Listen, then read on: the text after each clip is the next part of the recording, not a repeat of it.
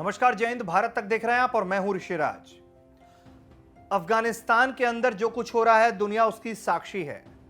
Kabul airport पर जो हालात बने हुए हैं इस वक्त वो भी दुनिया देख रही है और समझ रही है कि अफगानिस्तान के लोगों पर क्या बीत रही है, जो लोग अफगानिस्तान छोड़कर चले जाना चाहते हैं।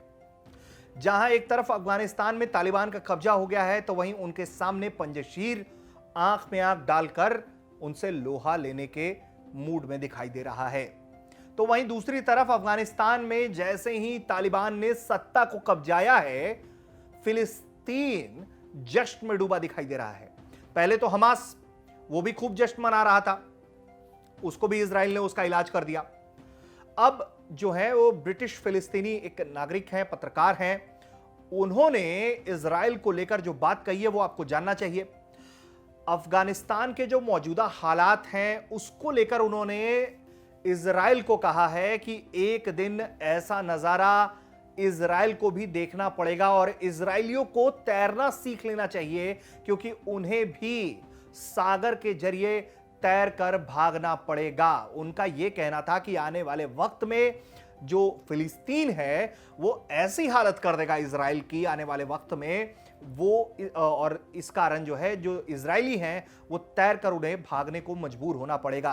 तो सबसे पहले हम इस बात को आगे बढ़ाएंगे, बताएंगे कि उन्होंने क्या कुछ कहा है, लेकिन आपको हम सबसे पहले यह बता दें कि हमास जो एक आतंकी संगठन है वो लगातार फिलिस्तीन की जमीन से ऑपरेट कर रहा है खुद को और इजराइल को निशाना बना रहा है, बैलून बम मार रहा है इजराइल के अंदर और उनके जंगलों को नष्ट कर रहा है, लोगों को हानि पहुंचाने की कोशिश कर रहा है। इसी के जवाब में लगातार 2 दिन इजराइल ने वहां धमाकेदार बमबारी की है। उनके बहुत बड़े हथियारों के जखीरे को, मैन्युफैक्चरिंग यूनिट्स को, जहां हथियार बनाए जा रहे थे, उन सबको इजराइल ने तबाह कर दिया है। इस कारण भी जो सिंपैथाइजर हैं फिलिस्तीन के, वो भी तालिबान का नाम लेकर लगातार इजराइल को जो है वो चिढ़ाने का काम कर रहे हैं, उन्हें धमकी देने का काम कर रहे हैं, लेकिन इजराइल अपने अंदाज में मग्न है और वो अपना काम कर रहा है। अब आते हैं लौटकर कि क्या कुछ कहा है उस पत्रकार ने इजराइल को लेकर, तो ये भी जान लीजिए आप। जो ब्रिटिश फिलिस्तीनी पत्रकार है उन्होंने कहा है कि इजरायलियों को पता है कि एक दिन काबुल एयरपोर्ट जैसी हालत तेल अवीव स्थित बेन गुरियन एयरपोर्ट पर भी होने वाली है। पत्रकार अब्देल बारी अतवान ने कहा कि इजराइल जानता है कि काबुल हवाई अड्डे का नजारा बेन गुरियन हवाई अड्डे पर दोहराया जाएगा। उन्होंने ये बात लेबनान के मयादीन टीवी पर प्रसारित एक इंटरव्यू में कही है। फिलिस्तीनी पत्रकार ने कहा है कि इजरायली तब देखेंगे कि बेन गुरियन हवाई अड्डे से कोई विमान उड़ान नहीं भर रहा होगा और उन्हें भूमध्य सागर में भागने के लिए मजबूर होना पड़ेगा। अतवान ने यह भी कहा कि 1995 में पीएलओ नेता याशीर अरफात ने उनसे यह वादा किया था कि वो दिन देखने को मिलेगा जब इजरायली फिलिस्तीन से भाग जाएंगे जैसे चूहे डूबते जहाज से भाग जाते हैं। अतवान का कहना है कि उन्हें भरोसा है कि यह भविष्यवाणी सच होगा। उन्होंने यह भी कहा कि इजराइल आज भ्रम की स्थिति में है, दहशत की स्थिति में है। वो अच्छे तरीके से जानता है कि काबुल हवाई अड्डे पर जो हुआ वो बेन गुरियन हवाई अड्डे पर दोहराया जाएगा, लेकिन बेन गुरियन हवाई अड्डा बंद रहेगा, वहां कोई विमान नहीं होगा। तो कुल मिलाकर जो फिलिस्तीनी समर्थित पत्रकार हैं वो तालिबानी जो एक आतंकी संगठन है उसका एग्जाम्पल सेट करके ये बताने की, ये धमकाने की कोशिश कर रहे हैं कि आने वाले वक्त में इजराइल का क्या हाल हो सकता है।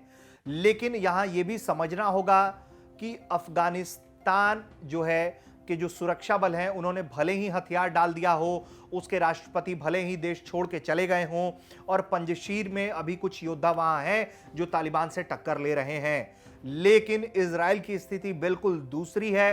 इजराइल के पास बेहद अत्याधुनिक हथियार हैं और वो आसपास के जितने भी देश हैं उन पर हमला करता है, उनको जवाब देने में सक्षम है। हाल के दिनों में इजराइल ने बताया था कि वो किस तरीके से फिलिस्तीन के अंदर घुसकर हमले कर सकता है, कितना सक्षम है।